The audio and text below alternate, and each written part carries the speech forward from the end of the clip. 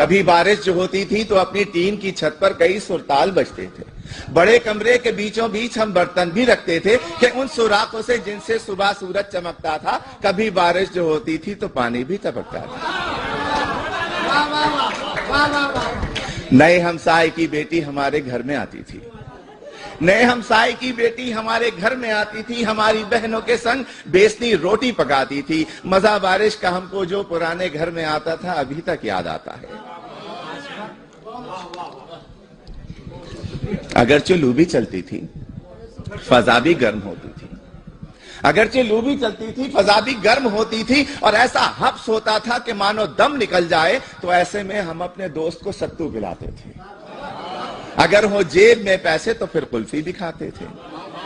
کبھی ایسا بھی ہوتا تھا کہ دسترخوان بچتا تھا تو دسترخوان کے کونے پر رکھی بالٹی میں آم ہوتے تھے. کبھی ایک دو کبھی دو چار اپنے نام ہوتے تھے. غریبی میں جو جینے کا مزہ تھا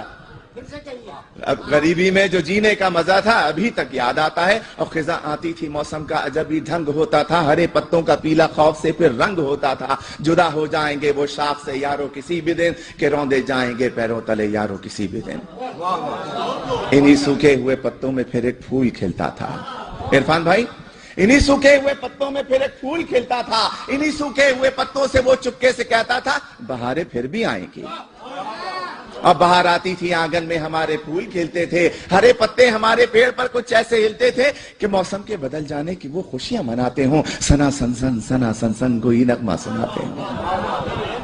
محلے کے جمع لڑکے پتنگے بھی اڑاتے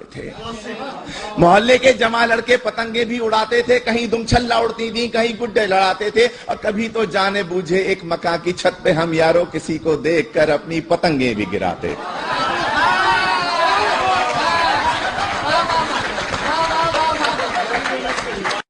وہ سردی ہو کہ گرمی ہو خزاں آئے بہار آئے پرانے گھر کے وہ موسم ابھی تک یاد آتے ہیں. شکریہ.